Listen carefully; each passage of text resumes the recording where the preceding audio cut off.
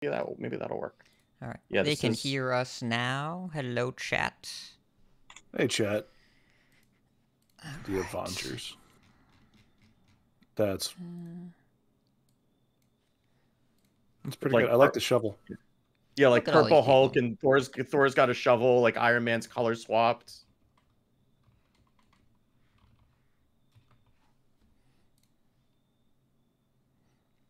Right. You know.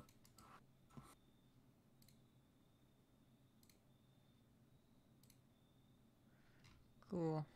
Got some patch notes up in here. I don't know. I'm continuing to watch 90s TV. Well, I mean, what else are you gonna do with your time? You know, I could watch new things, but instead I'm watching Star Trek Voyager and Quantum Leap. Those are decent things to watch. Those are good choices. Oh, Quantum Leap is so good. Well, you just got to get caught up for the new show, for the new Quantum Leap. I think it's out now. Oh, is it? I've been told it's out. I've been told it's been a few episodes have been out. So. But the guy playing the main character is not quite as attractive as Scott Bakula. I mean, old school Scott Bakula. Yeah. Old school Scott Bakula took a shirt off a lot in that show. Just a heads up. He made tweets explaining why he wasn't on it, and they didn't explain anything. He just basically did a 5-part tweet that said, "Yeah, I said no." Why? Well, his story wrapped up fine. Like in the original Quantum Leap, spoilers for a 20 or 30-year-old show, he continuously leaps into new bodies until he dies. Yeah. Or forever. And that's the end of the show. Yeah. And that's a good ending, in my opinion. He continues doing the thing. But they're also, like, the whole premise of the new show is that they're going to look for him. So they don't actually need him until, like, the series finale, if then, right? So, you know. I mean, it kind of makes sense thematically, I suppose.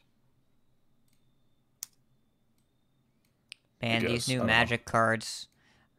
I would read through all of them, but we've got to start the show in the next half hour, so, I'm not going to make it through these 3 cards. There's only one we need to talk about, which is the bird that they just throws revealed, the power 9 in your deck. That's alchemy. They just revealed Urza, and, yeah, it's complex.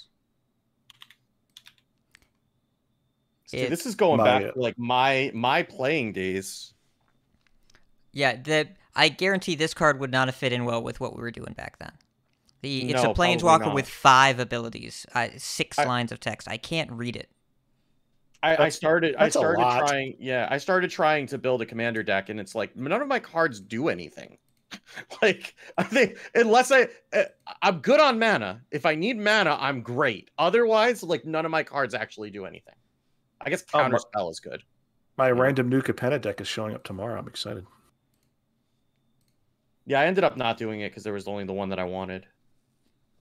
All right, well... Is this it? Urza Chief Artificer? Is that it? No. I posted a link in the chat, and I'm gonna work on show notes while you two get through that card, and then we can start in a little bit. It's 2 cards that meld into a 3rd card. Excuse me? That's way too many lines of text on a card. I don't know. Artifact. I want to control Urza, Lord Protector, and an artifact called the Might Stone and Weak Stone. Exile them, and this is what Voltron or whatever the hell it is. Voltron. Mimiron's head. Yeah, Voltron. Mimiron's head. Yeah. Yeah, but it's magic, so. Oh, the Might Stone and Weak Stone is actually 1 card. It's not Correct. 2 cards. It's 1 card. Which, of course, why would it be 1 card? I'm done trying to explain how Magic works these days because I don't understand it enough to explain it. So is, like, Urza Planeswalker, like, on the back of Urza Lord Protector? Is that what it is, or? I would assume so. Oh, it's like a flip card? Seems about right. Entries. Hey, what's up, Rise?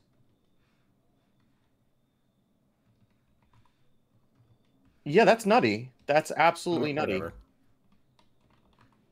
It's insane. Yeah, it's a good card. Maybe. I don't know. Yes, Lepton, exactly. That looks like a fairly normal Yu-Gi-Oh card text. Well said. Man, that's funny.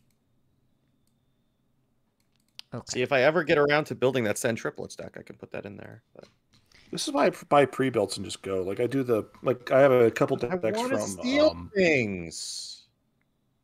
Card Kingdom or whatever. You're some so online. close to being a rogue, Steve, and you're so close all the time. I'm a rogue with principles. That's you're a ranged rogue. It's distance. I think your playstyle is exactly what like Joel likes to play. So Enthrallment likes to play. I mean, I want to be as annoying as possible. That's my plan. Meanwhile, I just want to play green, black, and play big stompy things and resurrect them. And the thing is, like, yeah, getting beaten by random stuff is annoying, but you know what's way more annoying is being beaten by your own stuff. That's like way more annoying. Yeah. Slowly. All right. So I have a pirate, semi-pirate themed commander deck that, if like the commander attacks, it steals a card out of their hand and then attacks them with it. I should send that to you. It's a pretty fun card. It's a blue. It's a blue red commander. Oh. TGA, the link I posted in chat is these are real paper Magic cards that are going to be printed. Like we'll have that in Magic Arena at some point. Basically. The Masters Tour is not this weekend. It's next weekend. Okay. Yeah, we still have a week. I haven't started with They haven't started running any practices in Poly Dojo yet, which is how I know it's not this weekend. I think the first one's tomorrow. I believe it is. Yeah, I started updating my because like now that there are no qualifiers, like this is the only time that I update my code now. Yep. So like I have to, I started going through. Are we calling Jailer Paladin? Is that what we're calling it? We are way too early for archetyping, but the significant part of any deck with Jailer in it is that Jailer is in it. So you can probably call it Prison Paladin. I believe that you do, but it's not trying to keep anybody anywhere. It's trying to end the game. It's not playing. Yeah, it's not playing. Bolt for Amshield or. No, I know. Mal'Ganis or anything. Yeah. I know, but you feel like you're in prison when you're playing against it. Not like an actual prison deck. Just the games end pretty fast. Like you're not playing the decks I'm playing. That's not their fault. Do not name their deck because of your choices. That's not what you get to do. They want the game to be over by attacking you with minions, and you're like, man, it would be fun if you got to do that. Zoop.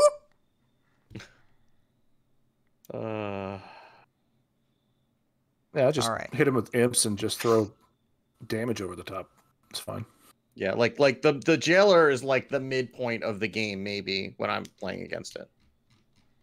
I'm gonna let's do a podcast. Let's do a podcast. You're already making things go long when you're not even playing a game. Come on. I promise you I won't even talk about it's not even what I'm going to talk about in Life and Ladder, I promise you. I'm sure we'll get to Priest eventually. I'm not even going to talk about Priest, I promise you this. I mean, at some point eventually, but not in the beginning. Okay. Well, that was I have my. Okay. We all have our local audio. We're all ready. Oh, good. Oh, I should start up Audacity. That's a good idea. I already have it running. Haha. All right. Oh, we are not updating Audacity right now. Thank you very much. That is not a thing we're doing. Actually, they changed the UI on Audacity when you updated. Oh no, that's not okay. But Dan was complaining about it when he was editing Squelch this week. I mean, he shouldn't be editing in Audacity to begin with, but that's beside the point. You can get some basic editing done. It costs $0, so. Yeah. Not like we edit that much. Yeah. It just adds like Enthrallment every once in a while. I mean, you gotta put in the rabbit holes and stuff. We got the Enthrallment every once in a while. We ready, folks? Yep, I am recording. Sure. I am recording. I am recording. 3, 2, 1. Stop it. Those are interference claps. 3, 2, 1. Her hands are full. She couldn't stop me. All right. Starting the show in 5, 4, 3, 2. Shadows hide you. I am listening. Our paths converge. So good to see you. Hail to you. Never lose hope. Here for a chat. I hear you. It has only begun. Fight on, friend! Hello and welcome to episode 363 of Coin Concede, a Hearthstone podcast dedicated to making the competitive side of the game more accessible to you. It is Thursday, September 29th in the evening. Miniset's been out for 2 days. From Gadget New York, it's me, Ridiculous Hat. From Northern Massachusetts, it's Wicked Good. Hi. And Edelweiss lost her voice, so she is resting and drinking tea, but we found a new one, a seasoned podcast professional that you know from, you should know him. Joining from Mechagon, Michigan, it's Mattatarms. Hi, Matt. Yo. Howdy. Howdy indeed. And reviewers, thank you so much for reviews. Patrons, thank you so much for your pledges. Everyone that's here in the live chat, what's up? Thanks for clapping along with us. Really glad that you all are here and enjoying the show. And we are 2 days post mini-set, and we're going to tell you what we've been doing. The explanations, we're going to try and give some guidance. But if we're giving guidance, probably play Beast Hunter. If you don't want to do that, or you choose not to do that, we don't know either, but we're going to tell you what we've been having fun with. That's kind of where I'm at. And also, before we even get into that, Matt, for the people that don't know you, give us a brief intro into your Hearthstone life. Oh, geez. How much time do we have on the show? Was it 6 hour show, right? Because I'm here with Wicked Good. We're usually here for 6 hours. No card-by-card reviews. We're not doing that. We're not doing that. We're gonna start with Demon Hunter as we always do. Right? No. So I started playing Hearthstone back when it released on the iPad back in the Nax days. I'm a Nax out connoisseur. I started getting serious in GVG. Fell in love with Zoo. My first legendary I ever opened was Jiraxis. It was golden, and that shaped my Hearthstone life forever. I love Warlock. I love the community. I started joining communities. Eventually got onto the Hero Power community. Was on the show for a good amount of time, and miss doing that show. I miss Avantes, miss Zeroshio. Great dudes. Left that show until it left that show for a bit for personal reasons, and then started hanging out with Dano and Thralaman Magooch in the Dills Slack, and that's where Squelch was born, and that's what I'm doing now. I'm doing Squelch. For those of you who don't know Squelch, it's fine. You're allowed to not know Squelch. It's a podcast that's primarily currently about food, about life, and occasionally we talk about Hearthstone. Occasionally we have hot takes about Hearthstone, and we make fun of the salt that bubbles up to the top and is usually very funny. And there's usually a lot of rabbit holes worth exploring, which is things we do. So that's me. Other than that, I'm a Warlock main. I have 1,500 wins with just about every class except for Demon Hunter, and that's me. And I'm in every Discord. I'm just about in every Discord. I have a few less than Hat. That's about it. A few less. A lot. Yes. Matt is the journeyman community member of Hearthstone Communities. So we really appreciate you, of course, finding the time to get on here with us tonight and help us out. And, I always like having guests on that have done podcasts before because it's just, you opened Audacity without me asking. It's just nice. It's just pleasant. I mean, Matt is one of the few people who has been willing to spend 6+ hours on Off Curve with me, reviewing every card in a set, and returned to do it more than once, which is yeah. Yeah, that I'm not sure. I'm not sure that was sustainable, and obviously it wasn't. But it was fun. I enjoyed doing it, and especially when we eventually got through Priest, and we were allowed to talk about Warlock. Well, we have to go alphabetically. If it was up to me, well, it is up to me. It was up to me, but I decided to be objective and not start with Priest every single time. You gotta build up to the the good stuff. How you managed to get 2 people to do card-by-card reviews of every set is an ancient mystery. Glacial one. Yeah. It's a glacial mystery. Yeah. I wanted to make a glacial mysteries joke, but I forgot the name of the card because it was so terrible. We're also referencing a card that came out. What set was that? Was that in Glacial KFT? Mysteries? I think it was KFT. Okay. I am now making KFT, a 5-year-old reference to a person that doesn't have Hearthstone content anymore. Andrew is living. If you're out there, big fan. Big props. How you doing? So anyways, Matt, thanks for being on. Let's jump right into Life and Ladder. And Matt, you were a guest, so you start us off. What Warlock decks have you been playing, and what else have you been doing? The answer to that question for Warlock decks is yes. Even ones that aren't good, especially like Imp Handlock, which I've been trying to make work since the beginning of the expansion. I really want to make Dark Pact a card. It's not a card. Oh, it's Dark Alley Pact. Yeah. Dark Alley Pact. Yes, thank you. But yeah, I've been playing that. Playing Jailer Warlock. Played some Bach for Life aggro DH, which is great. Totem Shaman, because Totem Shaman. Secret Mage. I've been playing everything. It's like this meta, and excuse me, I'm going to talk about food because that's what we do to talk about Hearthstone on Squelch. It's a smorgasbord of decks right now. It's a whole smorgasbord. Everybody brought something to the table. I'm going around with my plate, filling up a little bit, trying about everything until I get to that one thing that just hits me, and I just eat that for the rest of the expansion. So I'm at that first phase right now. Other than that, I hit Legend early this month, and hit Legend early this month, kind of treading water for the first time on Legend. Like between 5,000 and 6,000 Legend, somewhere around there. Just and for people that haven't experienced that yet, if you're treading water in Legend after hitting it early, that means you're climbing. That's what that means, because typically you basically maintain your MMR from month to month.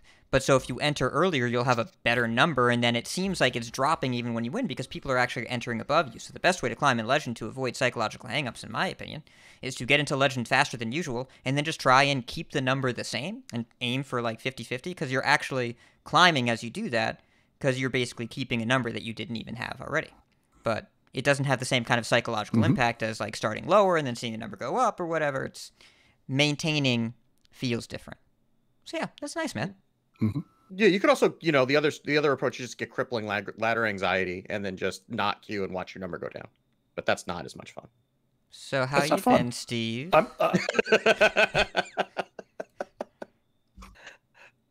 I'm not at the point where I get ladder anxiety because I already lost all those ranks, so it's fine. I was trying different builds of Thief Priest. I tried Tic Tac's build, which he just tweeted is like the lowest rated deck on HS Replay right now, which I tweaked it a little bit to try to make it better, but it did not make it better enough. But I did branch out. I'm not going to talk about Thief Priest again because like I'm going to end up on the soundboard. Edel's warning from last week's going to end up on the soundboard if I spend too much time talking about Thief Priest. But you know me, it doesn't. You can take the priest away from the boy, but you can't take the boy, or you can take the boy away from the priest, but you can't take the priest away from the boy. So I started playing No Hands Gamer's Pure Dude Paladin today, which is it's not the jailer. It's not the jailer paladin. It doesn't run jailer. It doesn't even run carriel. It just runs. It's very similar to the dude paladin that I crafted like the first day after the buffs, except that it's just running all the. I guess we should call it classy paladin. I like to call it, but instead of pure, but whatever. But so it's running the counts to the top end. You still run Order in the Court. So Order in the Court gets you Light Raise and then gets you the Countess. And I've been playing some cards that I have literally never played before today. I had a game against what I can only assume was Boar Warlock because they played an Elwyn Boar on purpose. That's where I am in Legend right now, by the way. Just in case you were wondering where my rank was, I'm at the Boar Warlock ranks. Yeah. So. Oh, that makes sense. It just because you have the res card and you can just bring boars back, but you need a wild pyromancer. Otherwise, you just end the turn with the weapon and look stupid. I think makes sense is a very ambitious way to phrase it. It is technically doable. Clark did a Twitter video, did a YouTube video about it, and said that it took him multiple hours and he lost 2,000 legend ranks to get one win. Because you have to use the new card Habeas Corpses, the 3-mana shadow spell, resurrect a friendly minion, give it rush, and then it dies at the end of turn. And use that with multiple Tamsins to resurrect boars 6 times. You need to use Lady Darkvein too, I would imagine. No. He managed it with double Tamsin somehow. I forget the specifics. But of course he did. Okay. It is challenging to do. It's challenging. Yeah. It's not optimal. Low win rate. Yeah. So I was playing against this. I was probably going to win anyway, but they ran Twisting Nether, right? So I'm a dude paladin, so they wiped my board. And so I played the Countess. And I managed to get them down to about 14. And then I got offered off of one of the invitations Commander Ulthok, which I will read because nobody's ever played it. 5 except for Matt. Matt's right here. Card. He has played that card. No one except Matt has ever played it. Matt is the one person who knows what that card does. 5 mana, 7/7, Battlecry. Your opponent's cards cost health instead of mana next turn. So, sure, I played that. They Twisting Nethered again. That took them down to 6. They tapped, took them down to 4. I played my next invitation, and who should I find but Grom? So that was a nice way to end that game. And then I was playing against a druid today, and this druid this druid had to have had like 70 or 80 health by the end of the game. But I did what I could, and then I played the Countess. And I have to look up card names because this is literally the first time that I ever played this. Seraphine Fleet Runner. Oh, I got a golden one of her. I didn't craft it. I opened it. I didn't want it. It's Seraphine Fleet Runner is the 5-mana 5/5 rogue card that is a battle cry. It changes all class cards in your hand and deck to that of a different class and reduces them by 2 mana, right? All minions in hand or deck. I mean, in that deck, they're all class minions. It doesn't matter. But yeah, they cost 2 less. So I'm like, well, I've already played all the good minions, so may as well do that. And I got a Bootstrap Sunkeneer, which was pretty good to get rid of their 16/16 Devour. Or no, it was like an 11/11 Miracle Growth thing. So got rid of that. And I also got Houndmaster Shaw off one of the other invitations. So yeah, I was just playing things and rushing and doing the same thing that they were doing, except my minions were bigger. And they eventually conceded after I'd worked through 2 gigantic Earthen Scales. So yeah, it's I'm playing Paladin, but I'm still somehow playing Priest. So it's all good. Everything is wonderful. You are not even the only person on this show that has played Ulthok off an invitation in the last 48 hours. Yeah, because I did too. Oh, okay. I thought you were representing Edel because I know Edel's been playing Jailer Paladin like nonstop. She's always done some goofy stuff. Like I assume that she's doing some highlight reel level Paladin play, but for me, even playing Paladin's a highlight. And I did also pull an Ulthok, which I paired with the Meltraxis, which that's the make your opponent only play their Outcast cards. So they could only pay health for their Outcast cards. I was against a Naga Priest, which I handily beat because Class Action Lawyer is quite good against Boon of the Ascended. Oh, Class Action Lawyer is amazing. Yeah. Yep. They made a 7/9 taunt, and I was like, nah, that's a 1/1. I want that to be a 1/1, and it is. So yeah. Class Action Lawyer was very good against the Druid too. Like, yep. that's a nice Insatiable Devourer you got there. It's a 1/1 now. I have to remember to read cards. I'm going to be bad at this all episode. Class Action Lawyer is the new 2-mana 2/3 for Paladin that if your entire deck is class cards, then you can turn a minion into a 1/1. You actually have to. You can't skip it if you have your own stuff. But either way, 2 mana, 2/3 make something a 1/1. Very powerful card.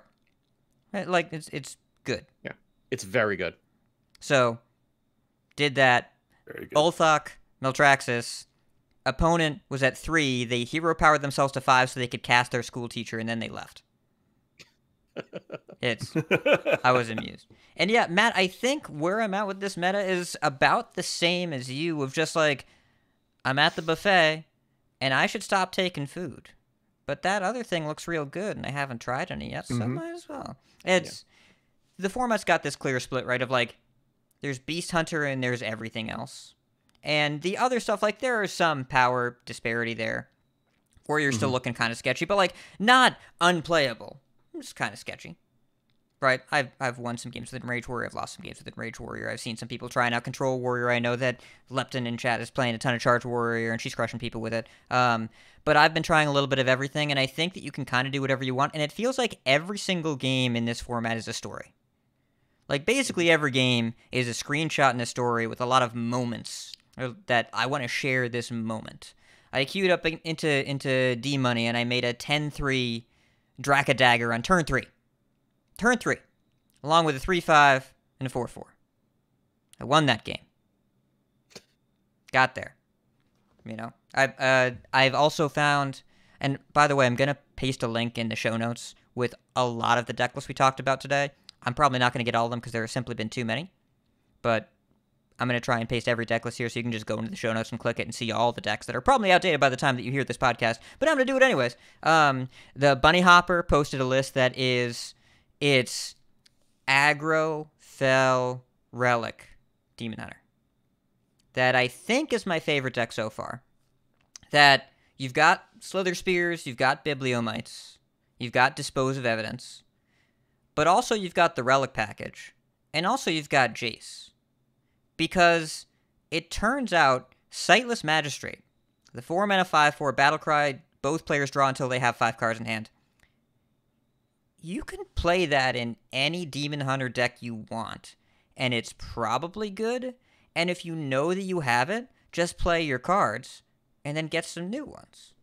Just play your cards and then get some new ones. So you can play the early game. You can play the mid game pretty well. You can pop off with relics and do crazy stuff. Or also, like, you can Bibliomite, Sathenopredation, Magistrate, and then I'm the aggro deck now.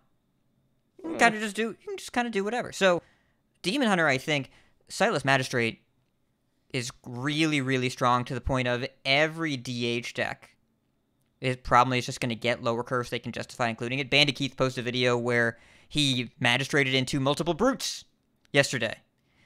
Warning, do not try this at home. You will get hurt again. Don't open your heart up to this. This is not something that you should do. I haven't done it, and I will brute whenever I can, but I know just looking at it that it is total copium.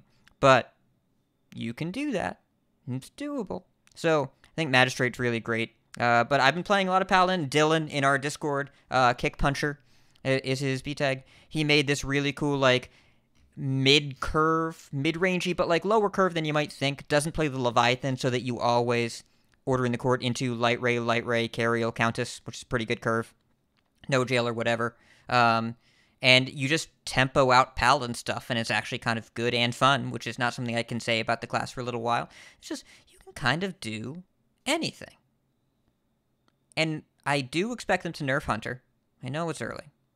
But we knew it was a little too good before, and now the stats look wacky, and it's going to pick up steam over the next week, and there's no real reason for them to not nerf it. I do also hope they hit Theatar at the same time, but we'll talk about it. But otherwise, everything else besides Beast Hunter, it feels like there's a lot of play to the format, a lot of interesting things you can do. Minions really matter. I really like a lot of where it's going, and it doesn't feel like it has too many constraining factors other than the ruthless efficiency of just playing Beast stuff on curve. Yeah, and I think it's kind of weird because, like, so one of the things that I need to keep reminding myself is that I should not be trying to play on ladder after a day where I had, 9 consecutive hours of meetings, one of which was at 7:30 in the morning. Because I was like, if we had recorded this yesterday, first of all, I'd probably be asleep. Second of all, I was not having a good. That's where I lost a lot of my ranks yesterday because I was trying to play because I'm like, oh, there's new cards, I want to play, and like nothing worked. Hey, you know why nothing worked? Because I was overtired. That's why nothing worked. But you know, it's like you can find. It may take you a little while to find the thing that clicks with you. Like I was not expecting to be playing Dude Paladin today, but here we are, right? Yeah. So you know, there are a lot of things. If whatever is there is not something to your liking, then you know, just keep looking, and there will be something sooner or later. And you're also going to get high rolled. You're going to lose to hunters. You're going to get high rolled occasionally, and you're also going to high roll people. And you just have to kind of remember, this is me talking to Steve now, and you know, and you all get to listen to my conversation with myself.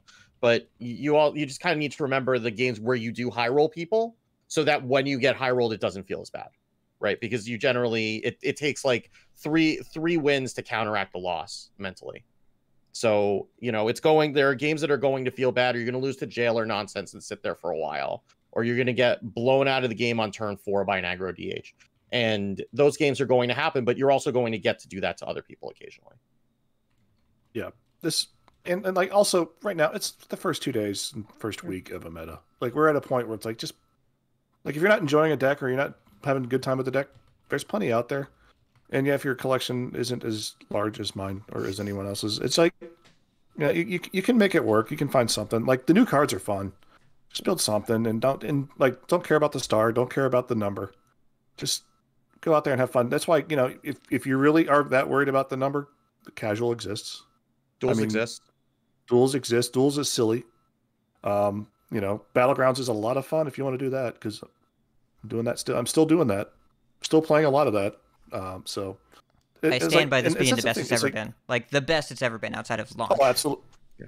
This is the most fun in Battlegrounds I've had since beta Battlegrounds. Like BlizzCon Battlegrounds that we got the first week of Battlegrounds.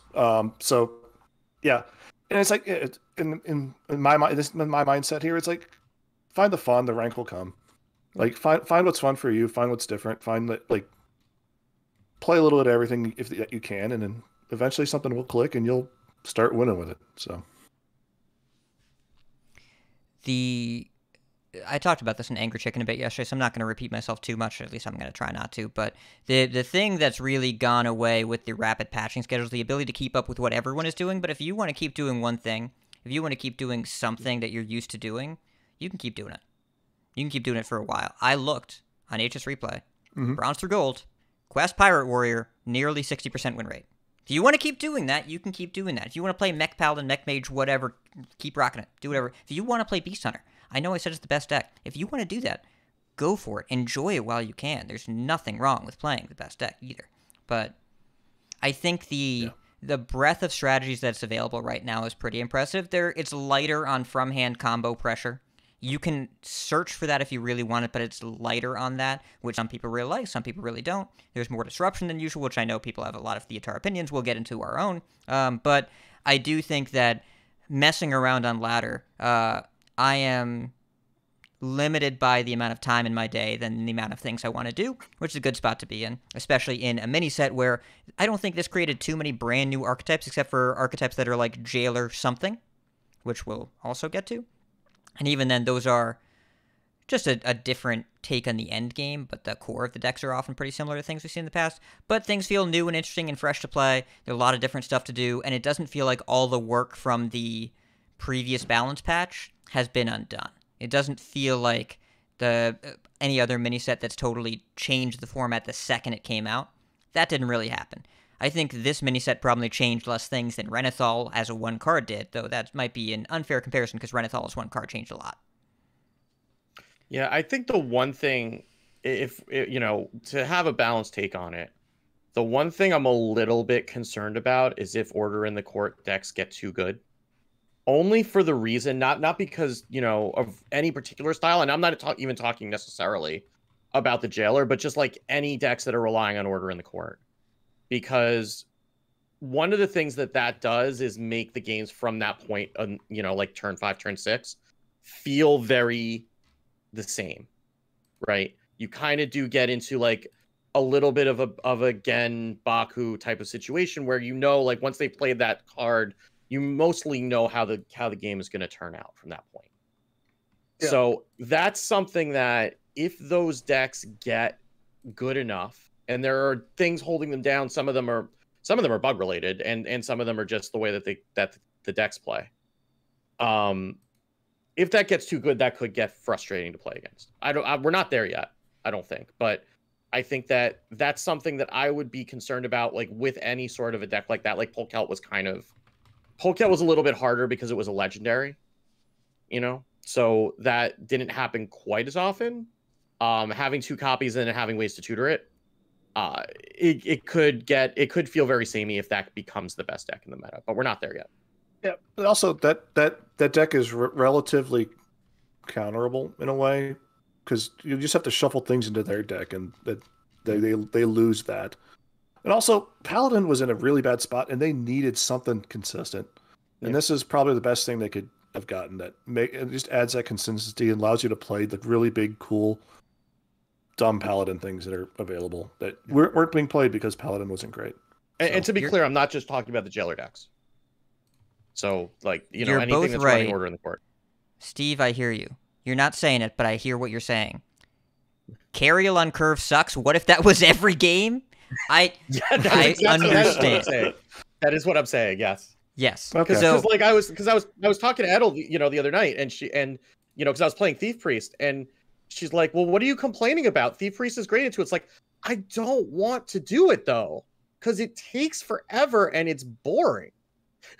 So it's like, yes, I'm favored, but it takes a lifetime, and it's like I even have my limits. As a priest player, I have my limits of how long I want the games to take.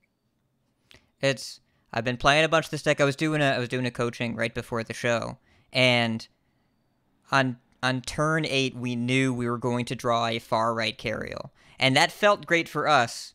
But like, it's not unlucky for our opponent. But how do you process that this is the sort of thing that the deck is designed to do every time? I understand your concerns.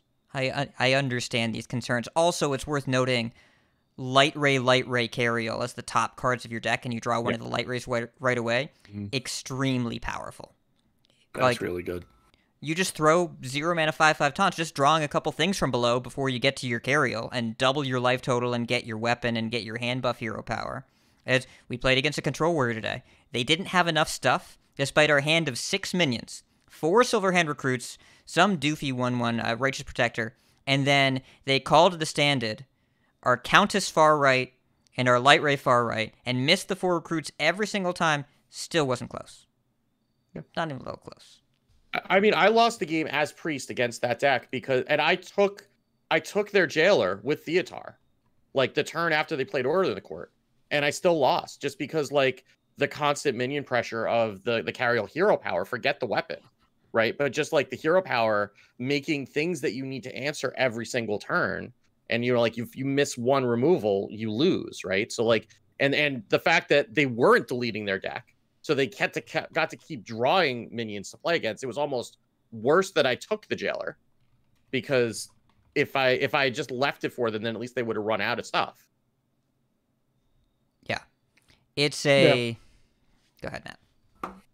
No, I think it's one of those cards that will be really good until rotation, and then you realize after rotation and maybe after Cariel, I don't think Cariel's going to get nerfed again, but once Cariel's no longer available, like, you just play it, and like once they play that card, you realize, oh wait, equality and city tax, equality and whatever type pyro and whatever clear they do have is now at the bottom of their deck.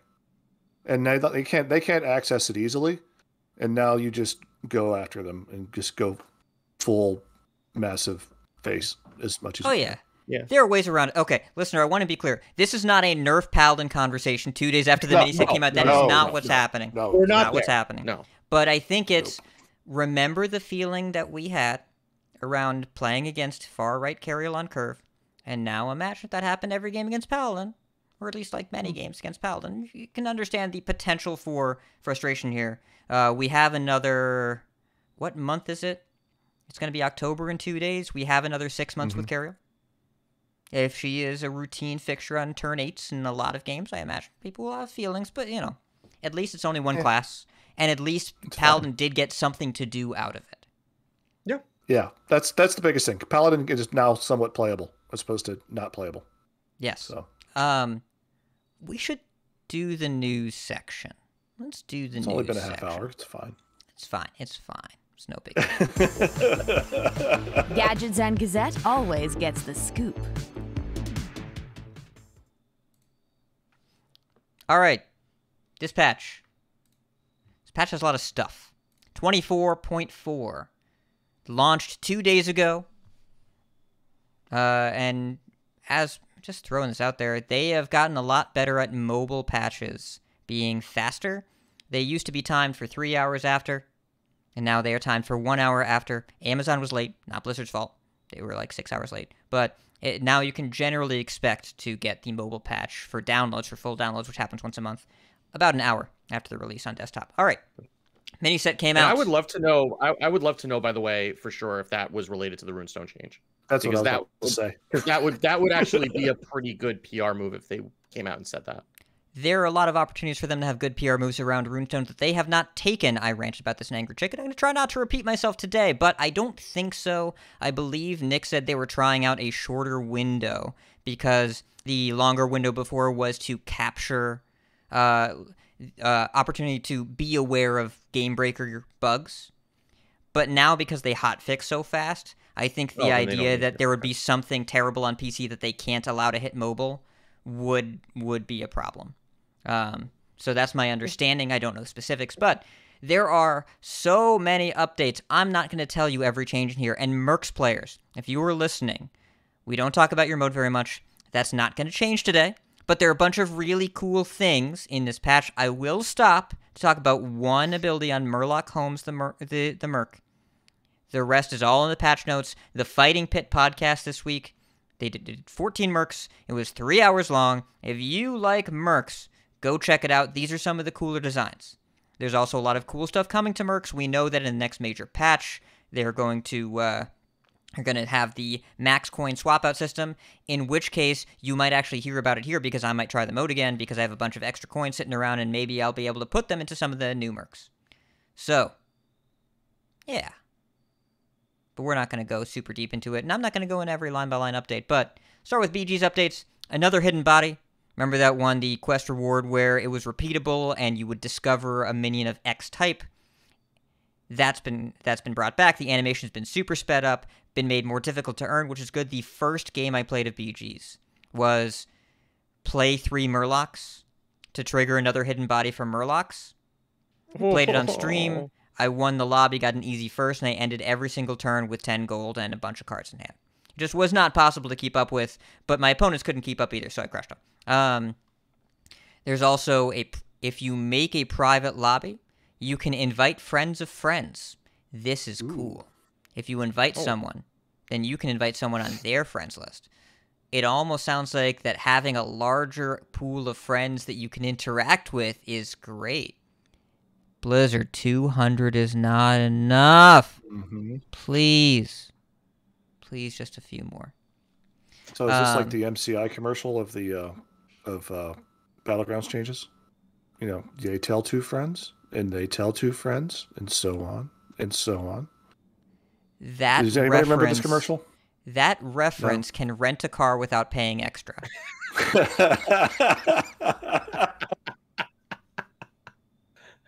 It's not just drinking. It's like that reference has an opinion on the capital gains tax. Yeah. It's yeah. I had to show my kids the Grey Poupon commercial yesterday, and then Maureen and I were both like, "Oh, this commercial is as old as we are," and then we immediately crumbled to dust. Yeah. Now there is a cultural reference I didn't expect to cross my path today. Well, like when I had to explain to Storm Rage what a 1-800-COLLECT commercial was. Which commercial? 1-800-COLLECT. Oh, yes. We had a baby, it's a boy? Yeah, no, that's a different commercial. But yeah, 1-800-COLLECT with Mr. T, you know. Anyway. Anyways, young listeners, don't look up any of this stuff. It's not important. Watch more TikToks instead. It's a better use of your time. Yes. So, Sylvanas is a new hero. Well, she's returning, but her ability is different. So I forgot she was in BGs before, and she was horrendous.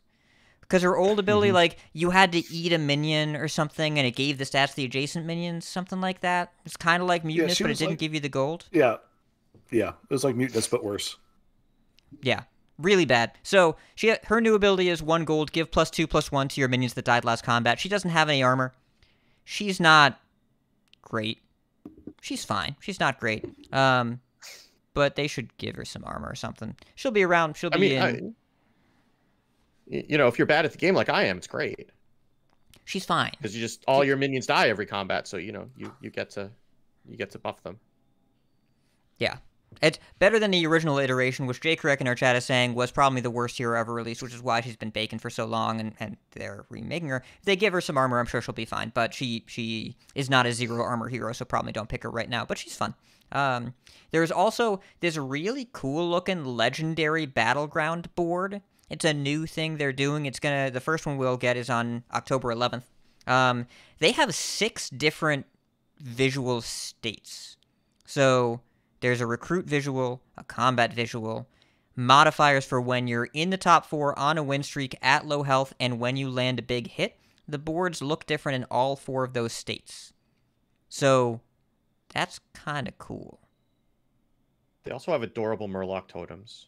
They do. There's a lot of Murloc theming going on right now for whatever reason. I'm not sure why Murlocs, but it's Murlocs. There's also some horrifying and adorable Murloc heroes that you can buy. We'll talk about those in a second. And by the way, you'll notice a lot more offerings in updates going forward, even though there were a lot before, because they no longer have to get reviewed by Apple and Google. TFT told us this when they introduced TFT coins. Steve, you were the one that told me about this, where they said App Store, like store maintenance, was costing them a ton of time and effort, and they just didn't want to do it anymore, so they introduced a currency so that they wouldn't have to have store maintenance. Blizzard never brought that up, but I have to imagine it's playing a factor into their decisions now. Yeah.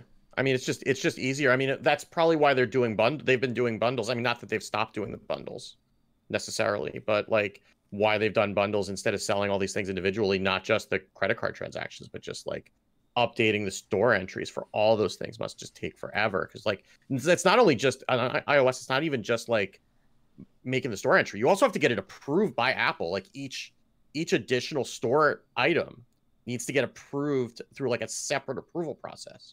It sounds like the 3rd layer of hell. So, I anything to not have to do that sounds like a good thing.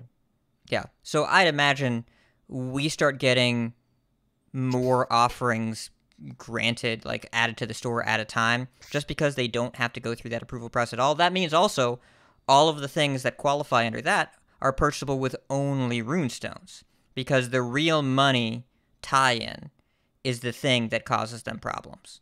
So that's been fixed. One of the things that I think, honestly, it might have made runestones go over better if that was explained, but there were a lot of opportunities with runestones they took in a different way than I expected them to. Okay, so board cool coming the 11th. There's a lot of mercenaries updates. There's a new keyword.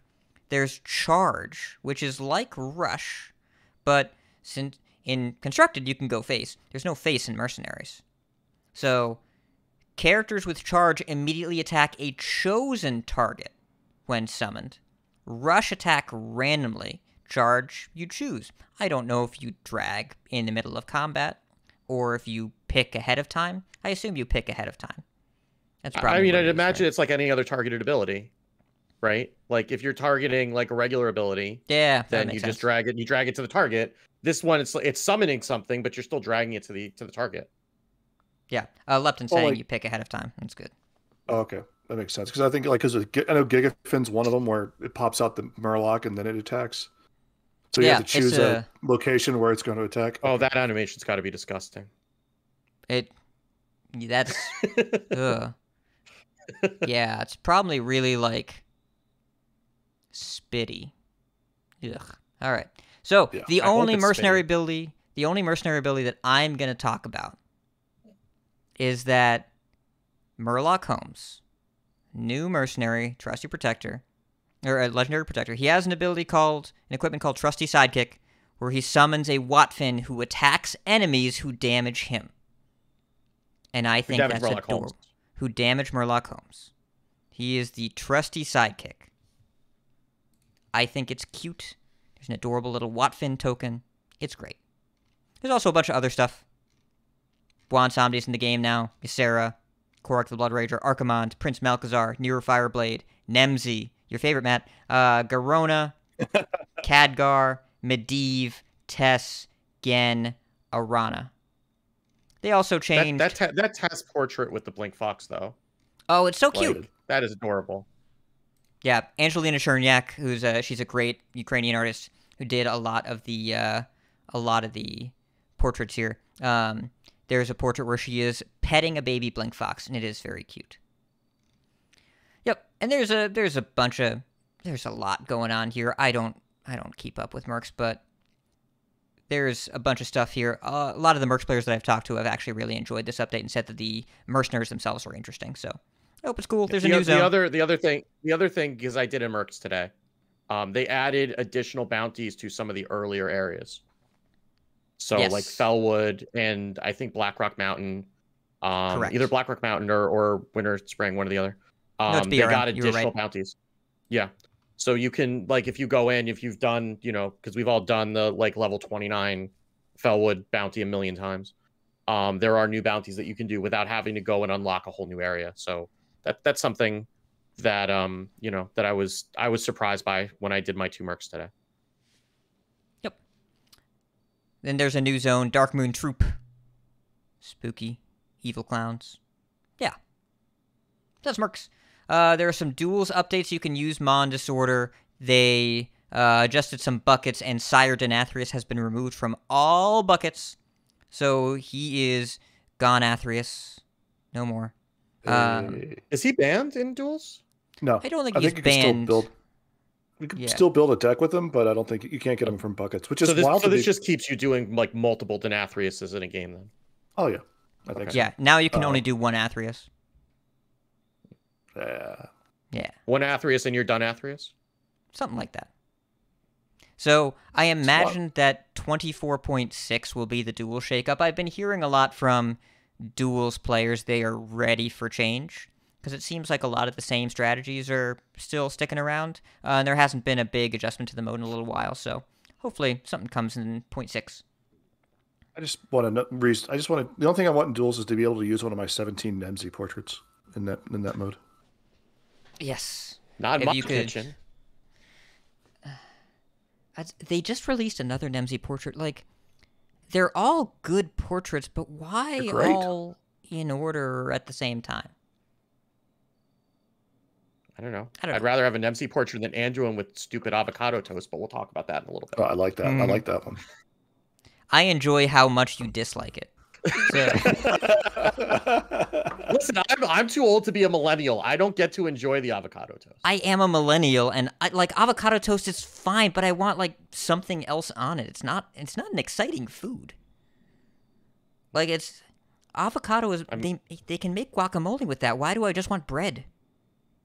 Right. I mean, Anduin in particular should just have milk toast instead of avocado toast, but that's beside the point. And there's also like a clam chowder with oyster crackers reference that works well here. Yeah.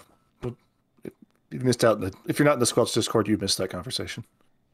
So, arena updates. They changed up the format a little bit. Blackrock Mountain, Kobolds, Ashes, Ungoro, Rise of Shadows, Nathria, and Mon Disorder. So, something that I've heard so far from people that have played more arena. You look at these sets.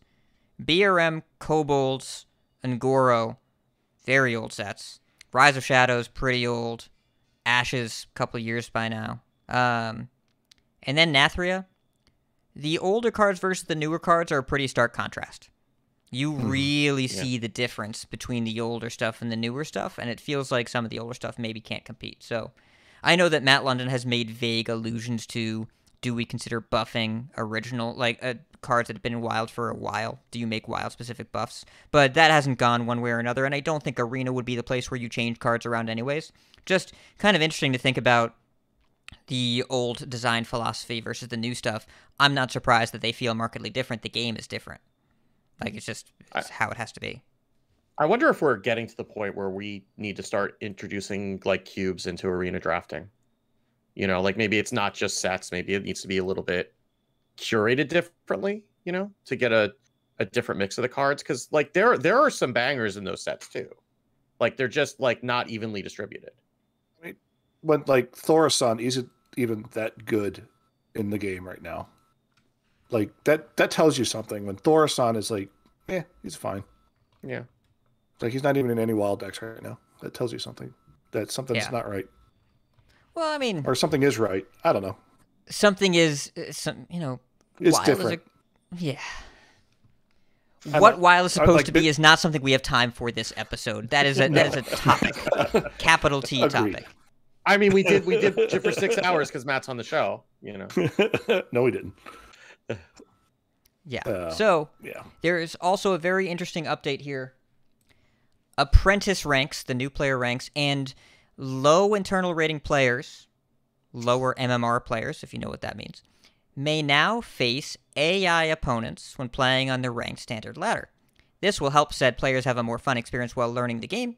Experienced players will not face these AI opponents, and they will have no impact on MMR, leaderboards, or legend ranks. Most players advance beyond the affected MMR range upon leaving silver or gold ranks. Translation here is, if your multiplier is above a 5x, you are probably not going to see AI. 5 or 6x maximum is probably who will face them. Additionally, milestone shop offers are returning to celebrate standard ladder progression in October. This time, some players will be offered battle-ready decks as part of those offers. So upon reaching bronze, some players will... we don't know the criteria. I assume that it's a random A/B test once again. So you may get this offer, you may not. Upon reaching bronze, some players will be offered the opportunity to buy a battle-ready deck for their most played class. And it says at reaching bronze. I assume this means when you finish apprentice ranks.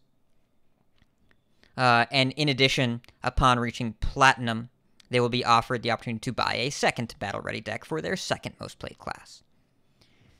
AI feelings. Let's go. I mean, I think... Go ahead, Matt.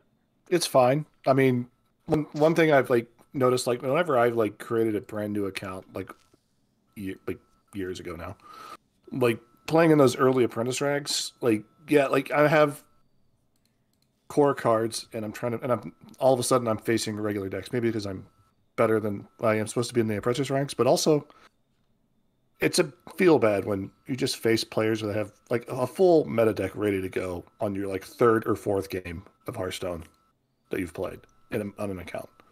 So I think doing the AI thing, and I think a lot of people won't even know or notice it. And most of the people who listen to this show, they're never going to be affected by that. So I think it's a good thing. I think it's, help fills out the bottom of the ranks a little bit and helps new players have a good time. So I'm for it.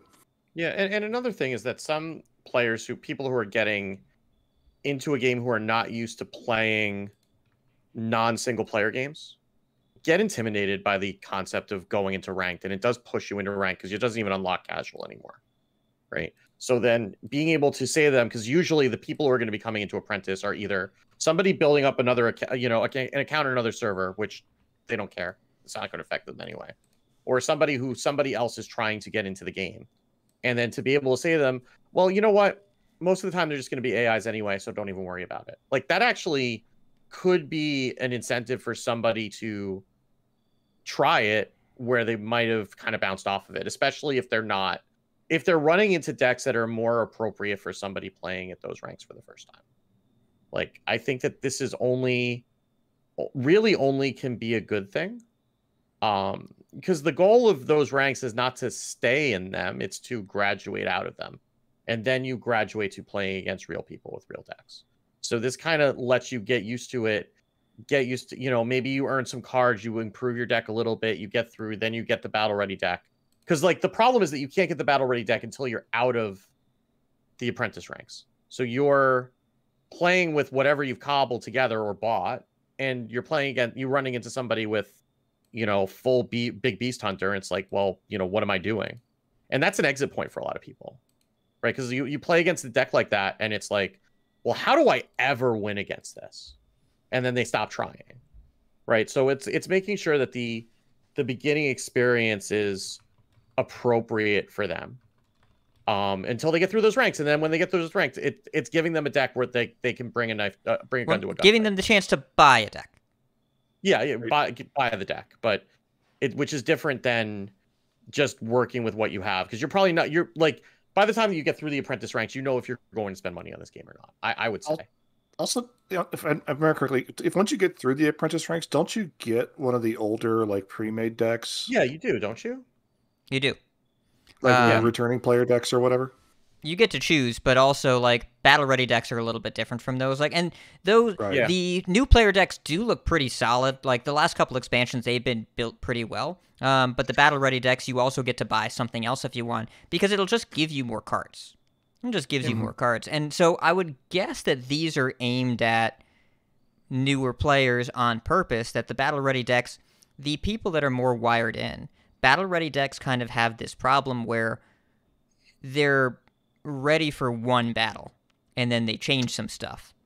Remember that they talked about not wanting to nerf cards in decks, and then 2 weeks after the first battle ready decks, they had to nerf first day of school. It is very, very difficult for them to charge money to highly engaged players for pre-made decks now when these decks change so often. You can still play the decks, but the audience that is aware of what they want to buy is also keenly aware of how often that changes. I think the goal here is to make these more of a new player-friendly product of, this is probably better than what you're going to put together. We'll give you all the cards if you buy it, and it's probably pretty good, so try it out. Even if they change it, it's probably okay. Unlikely that they're going to get red X'd. I am curious to see if there are plans to bring back battle ready decks for everyone, but it kind of makes sense for me as to why they're targeting it. Though, yeah, there is also that strange overlap with the returning player decks, because this is going to be class limited. I guess the goal here is maybe they sell you the battle ready deck and then you can pick a different class. Maybe that's how that works. I don't know. I'm so far removed from this circumstance being relevant to me personally that it's pretty hard to project. Yeah, but anything that removes exit points for new players is a good thing, and this seems like it'll do that. So, yeah, and every game I can think of does AI now. Eternal did AI like Gauntlet and Forge stuff forever ago. Yeah. Pokemon Unite does bots. Marvel Snap, tons of bots. It's just the way I explained it on Angry Chicken yesterday. If you have an opinion about this, it won't affect you. Yeah, pretty much true. So, bug fixes. It happened. That is the sound of a clear journal notification. It's gone. Can't hurt you anymore. The journal notification is gone. I'm going to wait for that motorcycle to finish revving outside, because I can hear it and it's bugging me. How y'all doing? Everyone doing okay? That's the new notification sound. Yeah. It is. Oh, I can hear it now. Wow. Yeah. Yeah, it's really wonderful. Loud, but he's almost gone. Yeah. Still hear it through my headphones. So, the notification finally gone. I will say, there's been some damage done, because there were multiple times today where I had the notification, I didn't click the box because, it's just the exclamation mark. I've been rewired already. It's going to take a while for me to get ready to go back in there all the time. But there's a bunch of other fixes as well. That is easily the most important. The Flower Power achievement, you can now track that over Nightshade Bud. There was a bug that prevented you from playing solo content if you only own some of the wings, so get back in there if you want. Mercenaries players, you can edit your party on mobile again. Sometimes it would just not be a thing you could do. They did take the exclamation mark out of the journal entry. They moved it into Battlegrounds. If you have a reward to claim in the Bee Gees track, it'll tell you now, so you don't have to spend the time clicking all the way through only to get nothing. And next patch, by the way, they're going to automatically scroll you to that page. So that's coming. Coming in a month. They just couldn't get it in time. Let's see. There was a visual bug with Bee Gees rating on mobile. They fixed that. There was a weird bug that sometimes minions wouldn't triple. They figured it out, I guess. Let's see. A few other things. Bibliomite used to reveal the card shown. Reveal the card pick. Doesn't do that anymore. There was a Deathborn bug with if the minion went dormant while killed, it wouldn't give you a 2/2. Now it does. Leviathan, sometimes the tail would be invisible. You can see the tail now. It's always visible. And they fixed a bug where players could not play minions onto a full board, even if space was being cleared until everything resolved. So turns were slowed down. You had to wait. They fixed that so you can play a little faster again now, if you know what you're doing. In addition, there's a bunch of undocumented stuff that we're going to tell you about. And some of these things may not be a bug. For example, Objection, which is the secret that counters a minion, can counter Tight-Lipped Witness, the minion that says secrets can't flip, because countering is a when thing, not an after thing. This is not a bug. There are weird edge cases here where Okani works very slightly differently. Listener, if you don't already know about it, don't worry about it. It doesn't matter. But if your secrets can't flip minion gets countered by a secret, that is as expected. You will find people thinking this is a bug all the way back to 2013 in the Blizz forums. Just type in Counterspell Flare. People have been upset that their Flare got counterspelled since the game was put out in beta. Thank you for giving me a search term for my salt segment next week. Oh, yeah, you're going to get some 2013 salt, man. That is vintage. Oh, that is the vintage salt. The Himalayan pink salts of salt sections. Yep. There are a couple other things going on. Motion denied. Steve, you ran into this. If the first card you play in a turn is ice trapped, and then you play 2 more cards, motion denied triggers on the third one, even if the first one didn't resolve. I don't know if this is a bug or not. I don't think it is, but it's peculiar in particular. Usually cards that are countered or ice trapped don't count for things, but counting is also a thing that's sometimes weird. And I also wonder if I tried to replay the card that was ice trapped and then just played a second card, if it would trigger or not. Yeah, I don't think this is a bug. You're playing 3 cards. Well, technically, I only played 2 because one of them got sent back to my hand. It never actually got played. You still played it.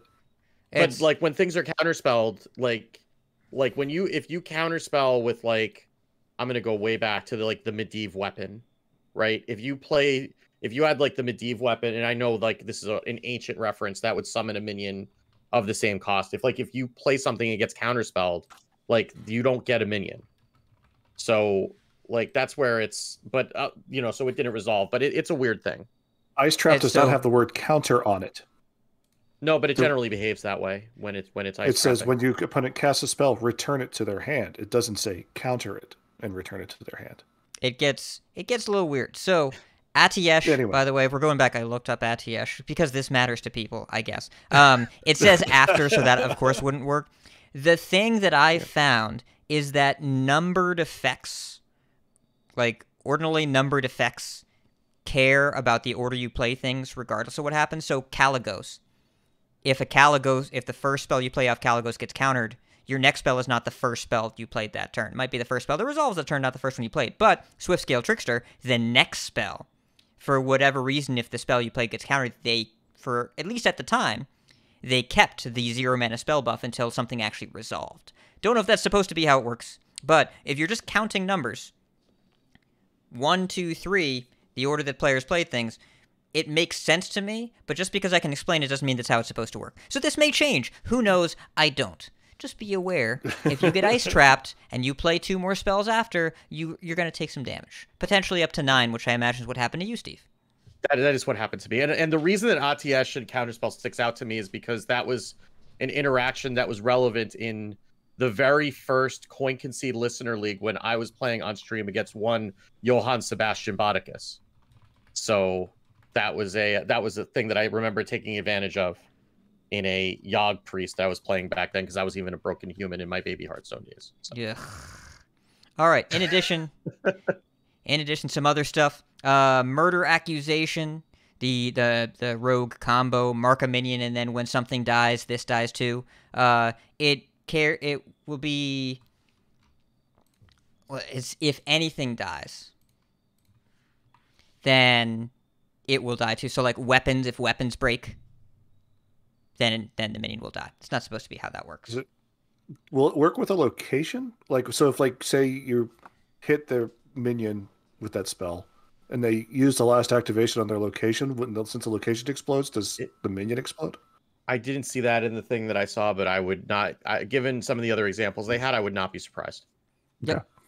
Nathanos, defensive turn into Nathanos, 6 mana, 5/4, Battlecry, discover a Death Rattle minion that died this game. You get a copy of it. And then also it triggers the Death Rattle and gains the Death Rattle.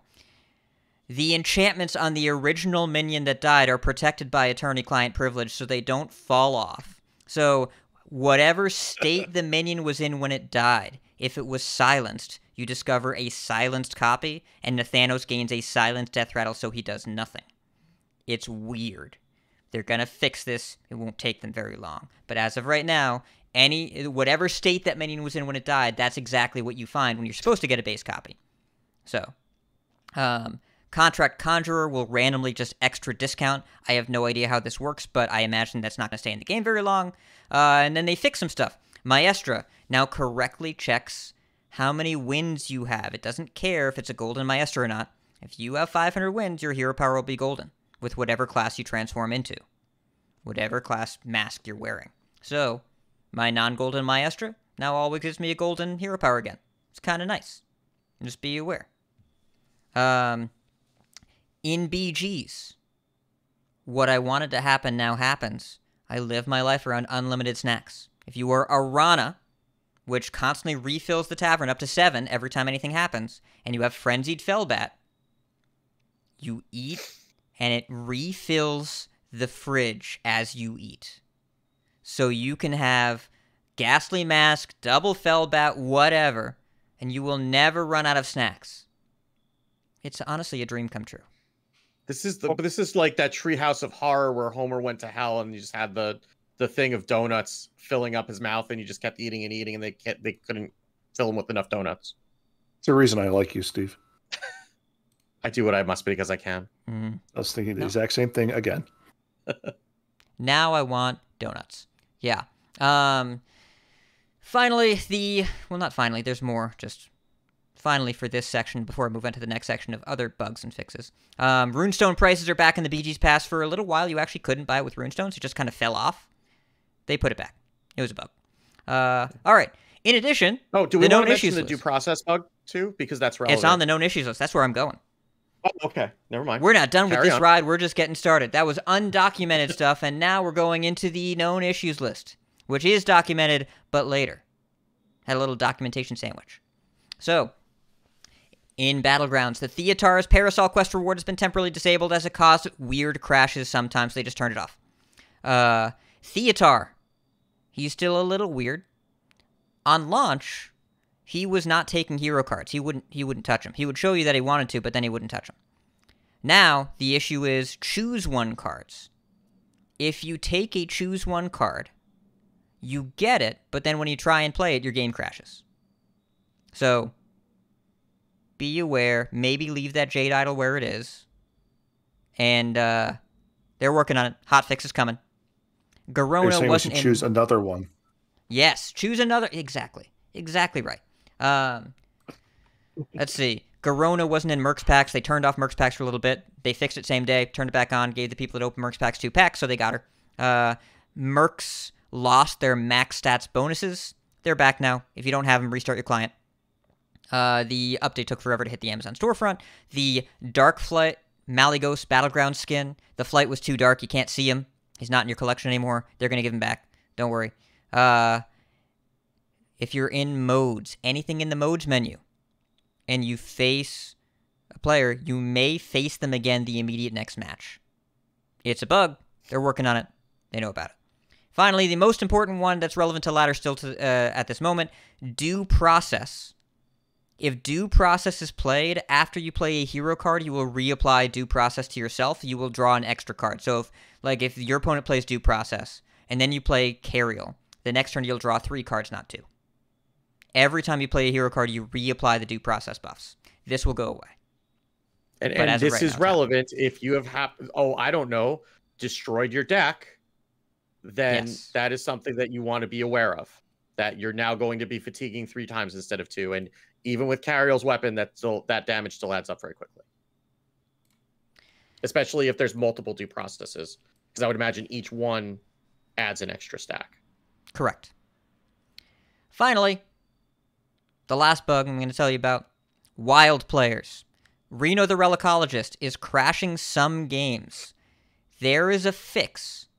If you want Reno the Relicologist to not crash your game, turn Screen Shake back on.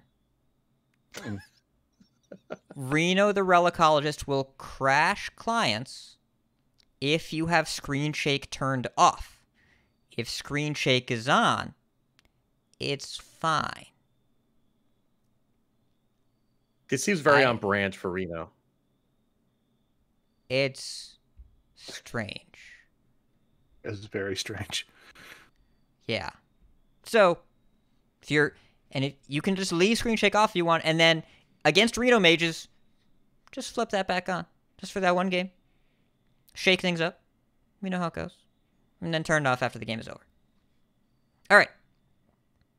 Man, that was a lot of, things you need to know about that aren't in the game.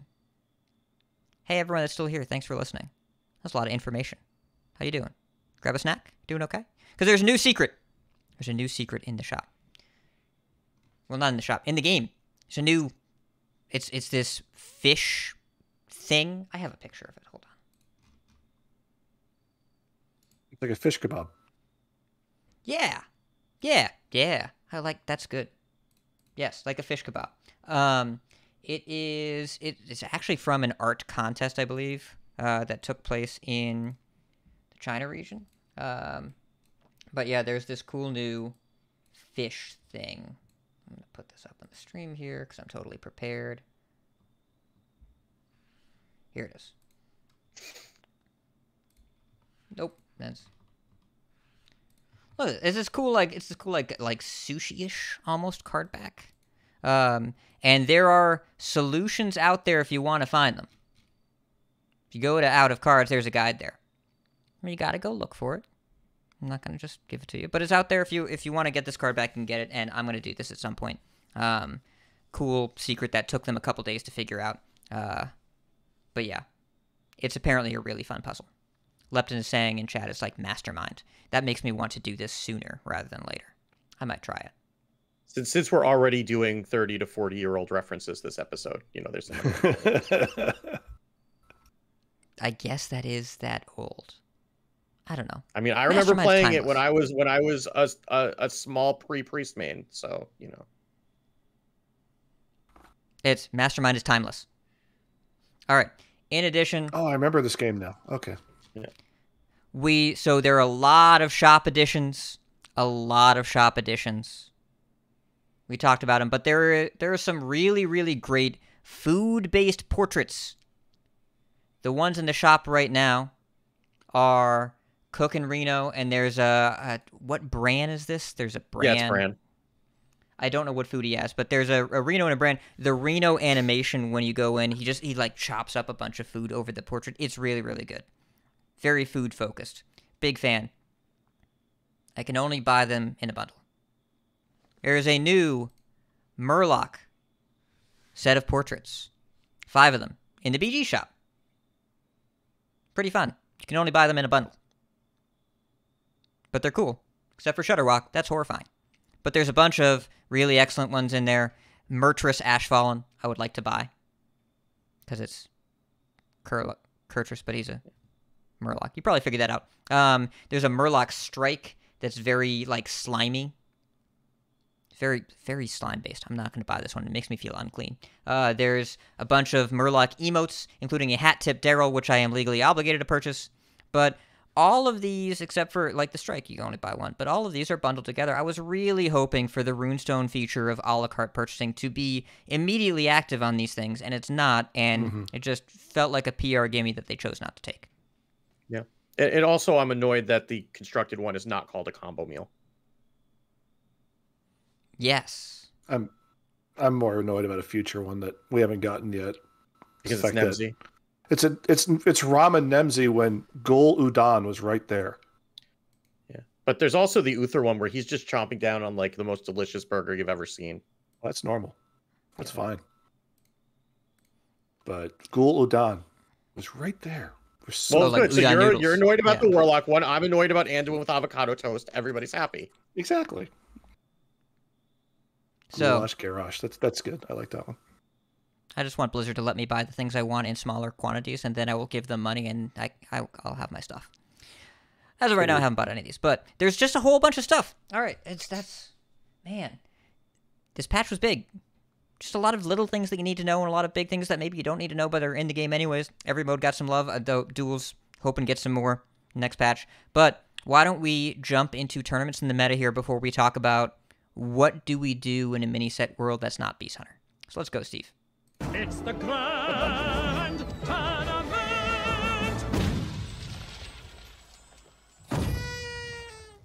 So we did have Lobby Legends this weekend with the new Twitch extension, which was pretty cool. They had occasionally would have like a double box screen where they would show two players, and then they'd have the Barov's Blessing part of the extension where you could vote for which one was more likely to win. And there were a few different things where you could set up your fantasy team at the beginning of the broadcast, and there were another couple times during the broadcast where things would come up. I don't know what happened if you won, because it started at 7 p.m. Eastern and it went extremely long, so I did not stay awake to find out what was going to happen. And the reason it went long, so on the final lobby on the second day, Say put the lobby into check after 4 games. So again, if you're not familiar with Lobby Legends, what happens is that you get a certain number of points, 1 to 7 or 0 to 7, based on your placement in the individual game. 7 points for first place, down to 0 for 8th place. Once you get beyond a certain number of points that you need in order to win, you've put the lobby into check, and at that point, you need to win the lobby before you can actually win the tournament. So after 4 games, Say had put the lobby into check, took second in game number 5, and then Matsuri also got themselves into check position, took second in game number 6, and then it took until game number 8 for Say to finally win a lobby when 6 out of 8 players had put the lobby into check at that point. So extremely long. Like I said, I tried to stay up for it. I think I stayed up to like the 5th lobby, and then I eventually went to bed. But it was this was kind of the promise of Lobby Legends, where it could go for quite a while. There's a theoretical maximum, because at a certain point you're just gonna have a game where everybody has a lobby in check and somebody has to win. But it could take a while before you get there, and so a lot of drama in this particular instance of Lobby Legends. The Tavern Buddy Twitch extension was pretty cool, and I am looking forward to seeing more types of innovative integrations like that, especially when Constructed can be shown on Twitch again, hopefully. So we'll look forward to that. This was I don't watch a ton of the Lobby Legends, but I try and catch some. This one made me want to watch a lot more. I watched a bunch of it, and it was really, really well done. There were some cool features. The lobby observers knew what they were doing. There were a couple where they did a 2-in-1 window where you could watch a couple players going at the same time. Hard to see the text, but sometimes you really want to see both players, what they're doing. Also, watching this, I realized I'm bad at Battlegrounds, because Right? the way some of these players navigated these games, they kept winning with not comps. They would just pick the best units and just make them work together. Whereas I get really dialed into making sure every one of my minions has the name of the tribe that I'm playing on it somewhere. It feels like I'm building a comp that I've seen somewhere. Whereas Beater Babbitt just won a lobby by staying on tier 4 the whole time and just buying like things that hit hard with Cooked Book and won the lobby. And it was just really, really impressive to see how these players put this stuff together in ways that I didn't know existed. Yeah, like one thing that they pointed out, which is something that I do too, is like most players at my MMR, which is not great, will like play a brand, get a little bit of value out of it, and sell it immediately. And like these players are selling other units in the comp to keep the brand on board and continue to get value out of it turn after turn. And like that's the kind of and brand doesn't do anything for you when it's in the comp after the battle cry is triggered, but they don't care because they're getting the value out of it turn after turn, and that amount of weakness on the board is made up for in the strength that you get in subsequent turns. So that's something that like it's just kind of, it's a small thing, but it's kind of mind-blowing. And like all the end game comps just look like, just it doesn't matter what your comp is mid-game because everything just ends up looking like tech cards anyway towards the end. This is the first time I've watched Lobby Legends, and watching this gave me a lot of hope for future the production value for this was insane to me. Like I was able to follow everything going on reasonably well, and I'm a terrible Battlegrounds player. I see like the first 10 turns and I'm like, I have no idea what they're doing, but sure. And then near the end, I'm seeing what's going on. I'm like, oh, these guys are really good. But also the fact that like the fact that we had like Lorinda casting and a few other people. I think it was just Lorinda and another person casting. Lee was casting. And Lee is extremely knowledgeable, a high-level BG's player himself, and just was able to speak to these things in a way that I didn't know was he was able to identify things that I didn't know were happening. Yeah, I really like the like lead caster plus expert version of this. That we both had like double lead casters in Hearthstone Constructed for a while. I kind of like having the subject matter expert available to the casting group and being able to follow. I was able to follow it, and I enjoyed the heck out of it. Gives me so much hope for constructed Hearthstone presentation forward that I'm really looking forward to seeing what's going up next. So they've been doing a really like the double boxes, and that's something that TFT Esports has done for a while, and I've been saying that they needed it, and they finally did it. And it's I would like that they used it more in certain spots, but I can understand like you can overdo it because like sometimes it just gets hard to see what's going on. But sometimes like they need to be able to show what two players are doing, especially like at the end when you only have two players left in the lobby and you really care about what both of them are doing in the shop phase. So I'm glad that they're starting to work on that, and I'm sure that wasn't easy to put together. So it was a very good presentation, and they're getting better with each one, which is really good to see. So some other news, Collegiate Hearthstone Masters has just started registration. So if you are in college and you have two friends who also play Hearthstone, you can create a team and compete. It looks like there's room for 256 teams in the bracket. And they start on the 10th of October, which is a week from this Monday as we're recording it. So this is replacing TESPA. But this is still going to, I'm excited that there's still going to be support for Collegiate Hearthstone. I hope that they cast it. Because Collegiate Hearthstone, especially when you have like the 3-on-3 format, I've gotten the privilege to cast it before. It's a lot of fun. And I do hope that they go back to casting it, which they were doing, I think, before the pandemic. Yeah. It's I think it's Dylan is his name? Dylan Lefevre. Dylan Lefevre. There we go. Dylan Lefevre, they hired him on, and he's helping build a lot of these programs and has really put a lot of effort into it. So I'm glad to see this coming back. And there's some significant prizing here. Yeah, it's first place of the entire tournament. I mean, you get the Dollar and Flame card back, which is really all that matters. But also $6,000 per team, so that comes out to $2,000 per player. And then 5th through 8th, it goes down to 5th through 8th get $200 per player. So it's real money, and you get to represent your school. So and we've seen some competitors come out of TESPA in the past. So it's a good place to kind of get, if you're trying to get known as a player, this is pretty much the only way in Constructed outside of getting to a Masters Tour to get that to happen. Yep. So Eddie, Ego Waffle, Noblord, all Yep. TESPA All-Stars. Yeah.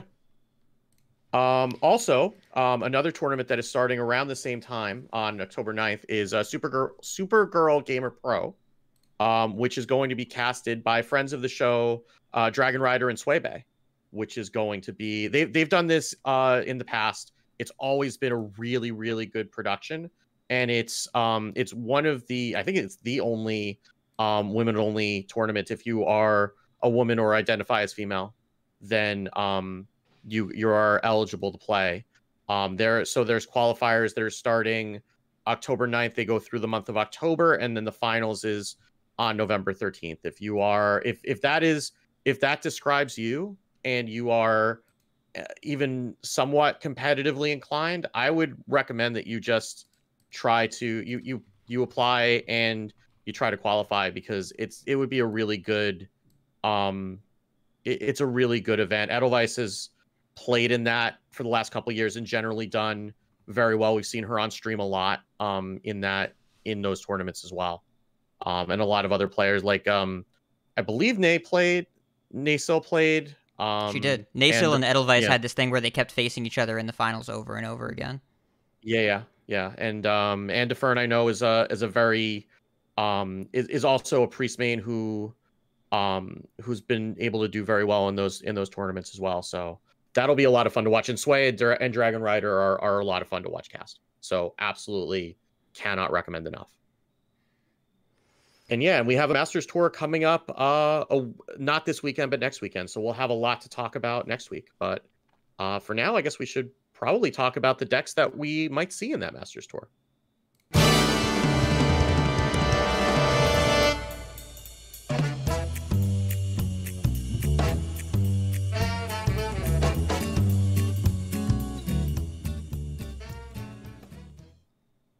Caveat time.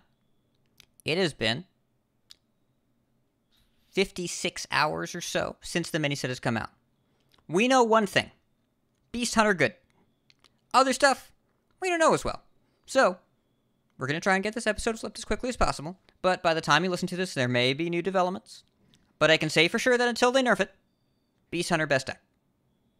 It is unlikely that will change, because looking at the matchup spread, the deck currently has one unfavored matchup. That is Blessed Priest. The matchup is currently showing in the 40% range, which means it's not even that bad. Is this deck unbeatable? Well, no one's beating it right now. I don't know if I call it unbeatable. You can win games against it. You know, we're talking a global win rate that is under 60% by a little bit. If you look at the screen, it says 59.97%. That is technically under 60%. I would envision that as decks get more proactive, then, you know, it'll be a little easier to get close, to even win some games. But best deck right now is Beast Hunter. That is the thing that we know for sure. It is a very clear nerf target. I don't think they need to emergency hotfix nerf or whatever. If you're thinking that right now, just play some ladder. It'll be fine. It's not that popular. You'll see it 15% of the time, maybe. Right? It's just not being played as much as its win rate would indicate. But there are no real bad matchups for it outside of Blessed Priest. So if you really want to beat it, you can play Blessed Priest. But even then, you'll probably lose 2 out of 5 games per the stats.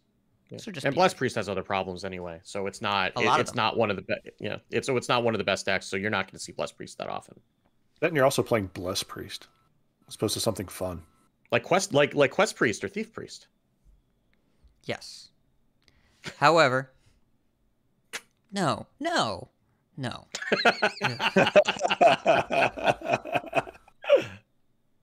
Getting me out of my zone. All right. There's at least 3 other priest decks that are much better than Blessed Priest. Blessed Priest is fun for some people. I don't love the play pattern, but it's all right. But it isn't all that great. So, outside of that, we mentioned you can do anything, but I have the data to prove it. There are 9 classes represented in the Tier 2 range on HS Replay as of this moment, above 50% win rate, below 55%. 9 classes. Do you all know which one isn't there? Warrior? Nope. Hunter. Nope. Well, Hunter's already above 60%. That's why I was saying it wasn't there in tier 2 because it's in tier 1. No, Oh, there are actually some tier 2 hunter decks. It is Rogue. Nature is Rogue? healing. Don't you start with me. There's nothing natural about what you do. So Time to bump Rogue. Time to bump Edward back to 3. No, let's not do that. So Enrage Warrior is actually at 51.4% win rate. Again, there's 375,000 games.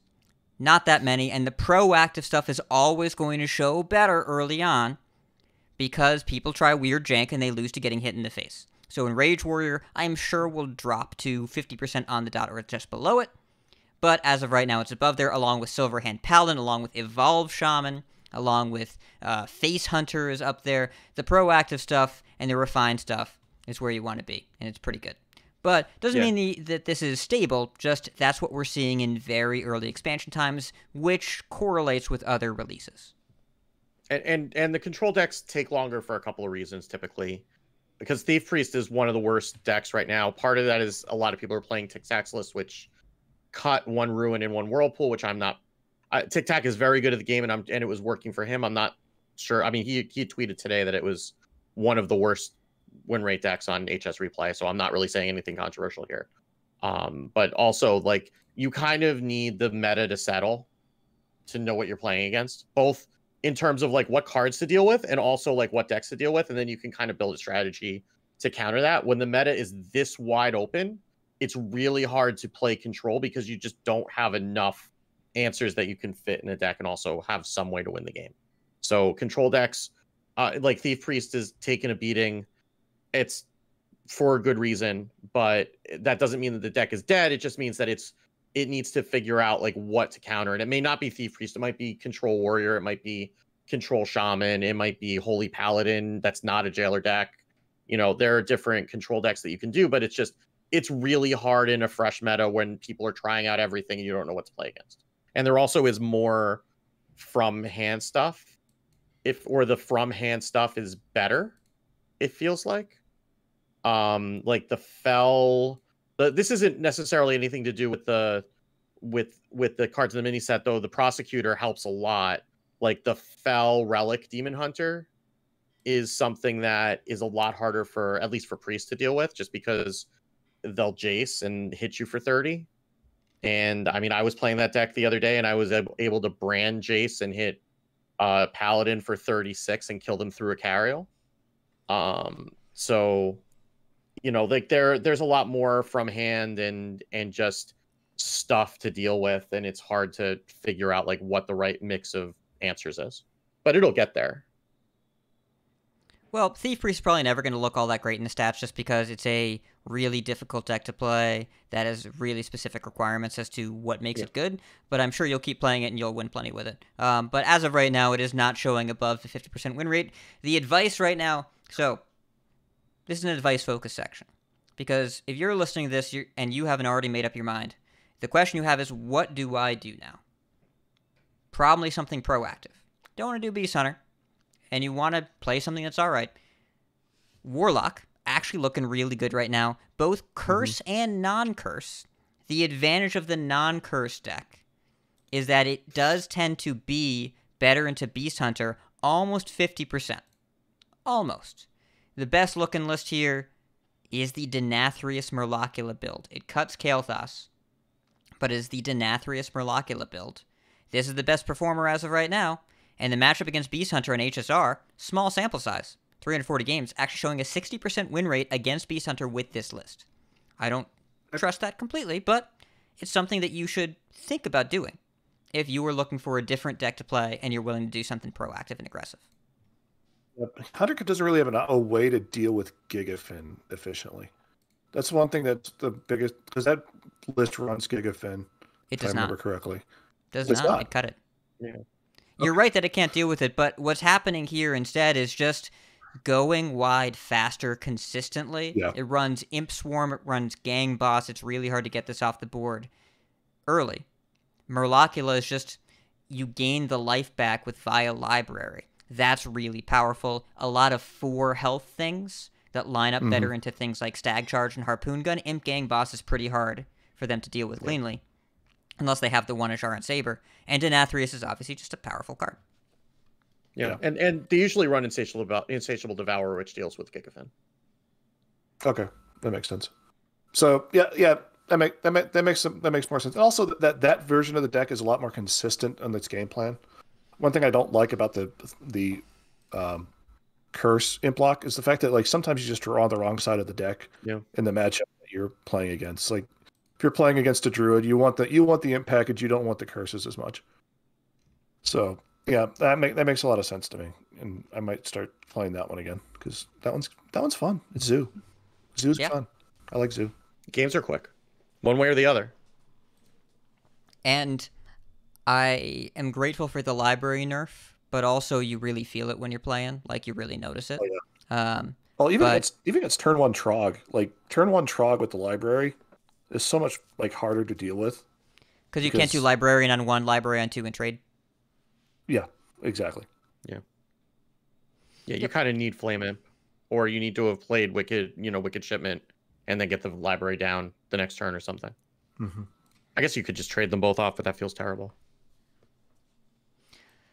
But so the Aggro Druid deck is still doing fine. There is a Rats and Bats Hunter list going around. Pheno popularized it with the new minion Shade Hound, the 5-mana 6/5 that when it attacks, give your other beast +2/+2. And it has, if you infuse it with 3 beasts, it has Rush. By the way, this is Arbor Pup. That's what this is. So say hello to Arbor Pup. I like it. But yeah, it's pretty good. And there's just, you can play some slower stuff. You want to play slower stuff. The things I'd recommend going around: Control Shaman, very strong, good deck, and Ramp Druid is popular. There are some funky lists out there. Habu Gabu has a list with Due Process in it. I do not recommend that list. I have not found it to be particularly successful, but he's doing well with it. Other people are. Casey has a very good Ramp Druid list that he hit top 10 Legend with it.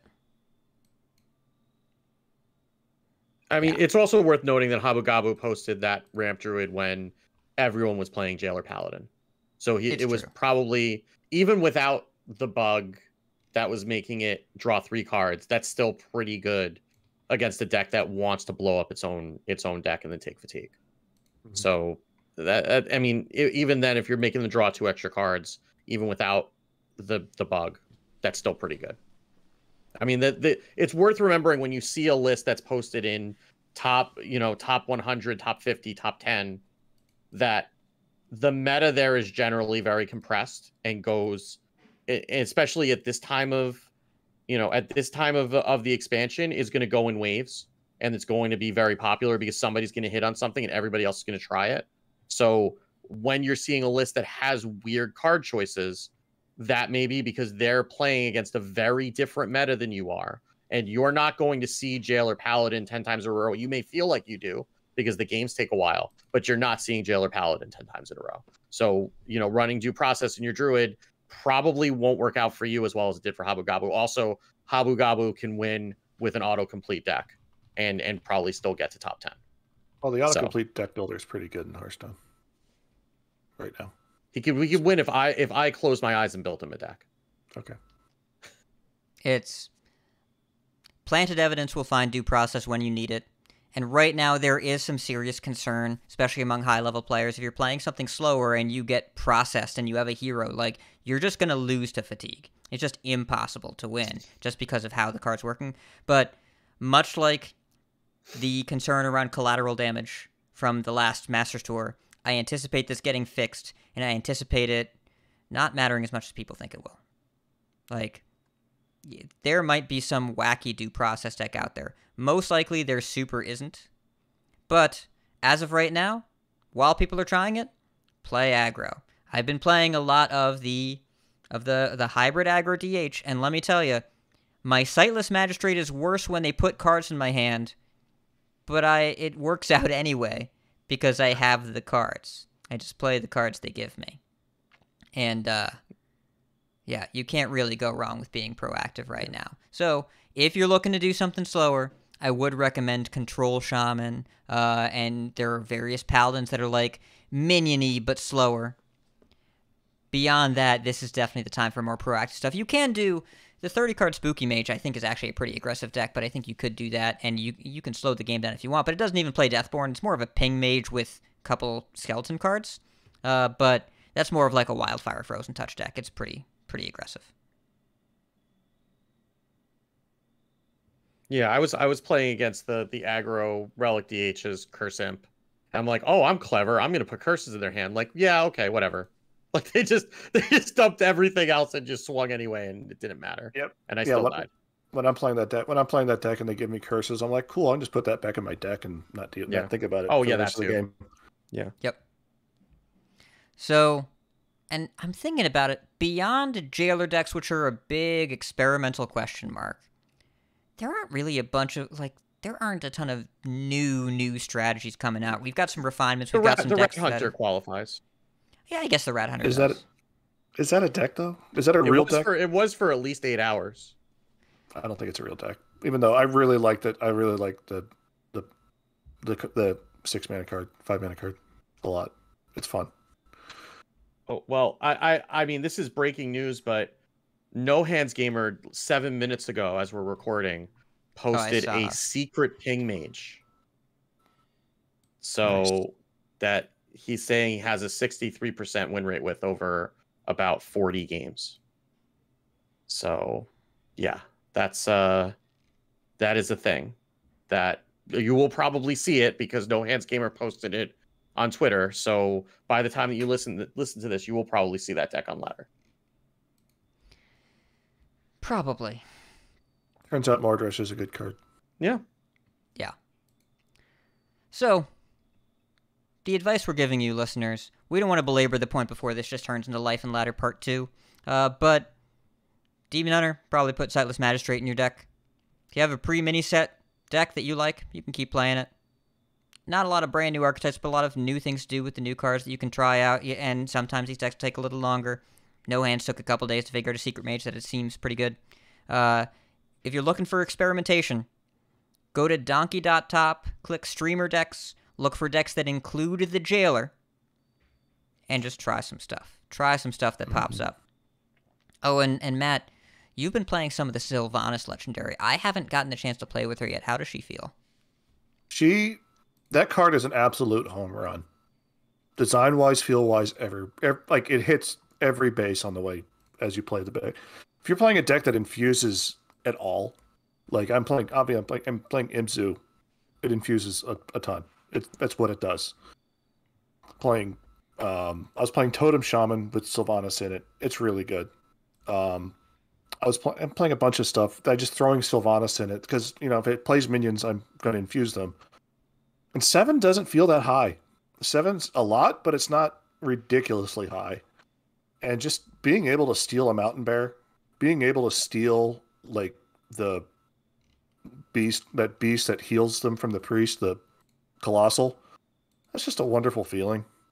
And even if you just have to play it and kill something, it's good. It's a really good card. It was one of those cards that I played like 3 games with it and played it 3 times, and it was great. And the other few games I get to play was stolen by Theotar, but that happens.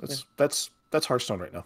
So, and it did well against me when it was stolen. When I gave them when they took my infused Sylvanas. So, no, it's an absolute home run of a card. It may not be good. It may not it just might fall out of list because it's hard to find room for her. Even in a 40 card list, it's hard to find room for Sylvanas. But it's a great card to play. It's a lot of fun, and I suggest just stick it in things that make sense. So, I mean, if Hunter is going to be the best deck, I think you're going to try to find room for her, right? Because, and Hunter's definitely going to play her because it makes the matchup against Blessed Priest so much better by itself. Yeah, I mean, they do run Insatiable Devourer too, so that also kind of ends the game against Blessed Priest. But I mean, just being able to take you said it to take a Mountain Bear sometimes is just GG. The way that Blessed Priest wins typically is magicking the Mountain Bear. It's not even with their own thing. It's just they take the Mountain Bear, and that's late enough in the game that Hunter really doesn't have another answer. And even Insatiable Devourer doesn't answer the Mountain Bear. Like they could run their own Sylvanas and take the Mountain Bear back, but like magicking the Mountain Bear is the game. That's why that deck wins.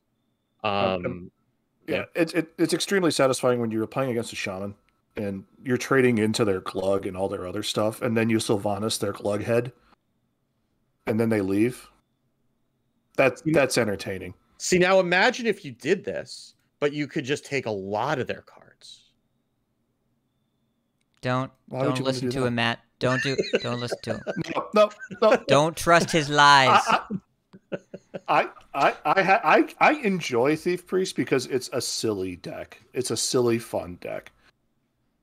Thief Priest would never play this card because you can never infuse her. You can never infuse her. No matter how many dragons you throw in the deck, it'll never work. You play it when you get it from your opponent. Yeah, from Theotar. And hopefully it's already infused by that point, so it's even better. Yeah. Well, listener, that is the sum total of the advice that we are qualified to give you at this time. Again, you should probably play Beast Hunter if you want to win, and we'll be talking next week about the shape the format takes before the first round of nerfs, which we're currently projecting. I would expect the first round of nerfs to be on October 11th. Usually it's a 2-week window. They won't need to move faster. Like, Beast Hunter's good, but the play rate just doesn't justify any kind of emergency situation. Maybe they're able to get a patch out on Thursday the 6th, but I would expect to see one on the 11th. They're not going to do that. Not the day before the Masters Tour. They're not going to do it the day before the Masters Tour. So, yeah. I even wonder if they might wait till the 18th, only because of what happened with Edwin. I don't know if they're planning on doing buffs or whatever, but because they did say, like, if we gotten to see the Masters Tour, we might have not done the changes that we did. So I do wonder, with that same timing, with the Masters Tour being right around that window, if they might just give it another week, especially if the meta's not in a bad place, it might just be worth to take that extra week. Right now, a lot of things are being held down by Beast Hunter. It's kind of hard to see the full picture without it, and we've had it since before the patch.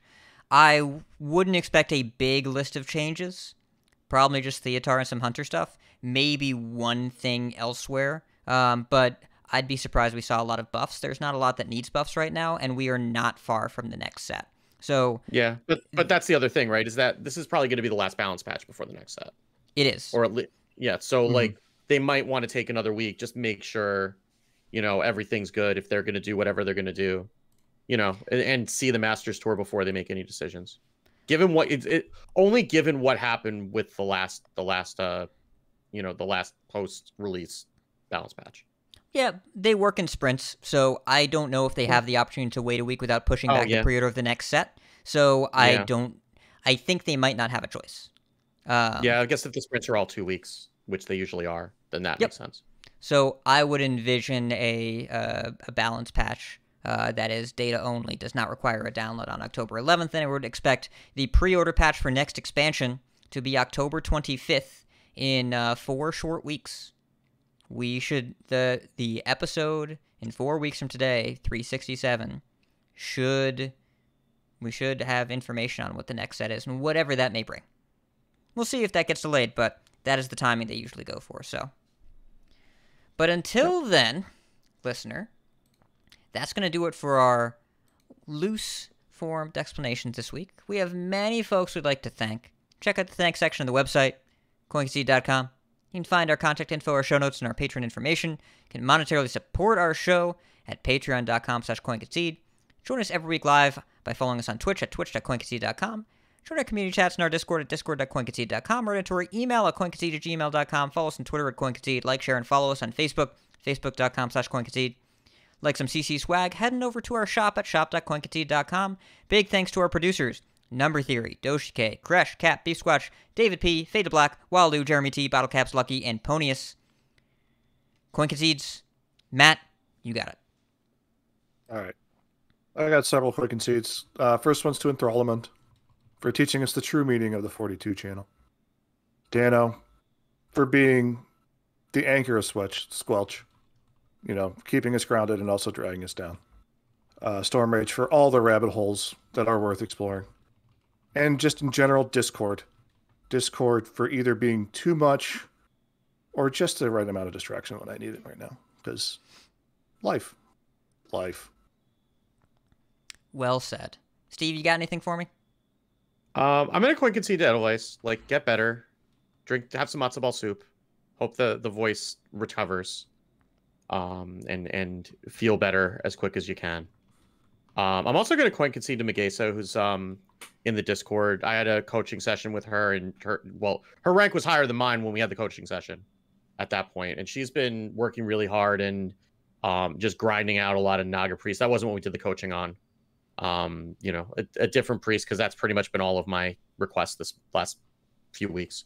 But I know that she's been doing really well and making a push to try to get an 11x finish, and it's really been cool seeing her improvement over the past few months. So, you know, keep it up and great work. Oh yeah, she's fun. I'm gonna coin concede to Case a Cat for making an adorable jelly hat emote, which Jared Pullett replied to and nicknamed Ridiculous Splat. She is randomly making jelly-themed emotes for creators, and I was the first one she picked. I am honored. Quantum is he's a player that contacted me directly and helped track down and submit a pretty spooky bug that never made its way out there that theoretically would allow player-initiated crashes.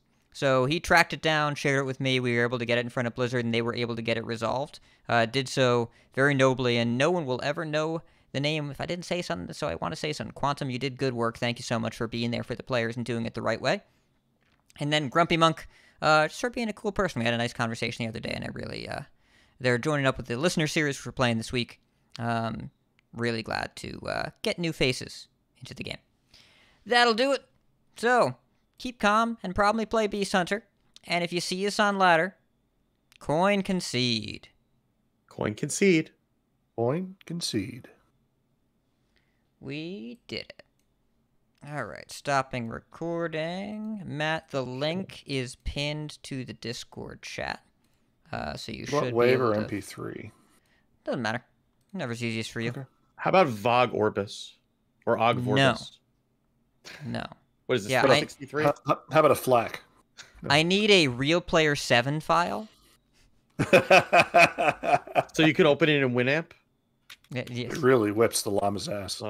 that does. Yeah. Okay. All right. I am exporting the audio with Insane Preset.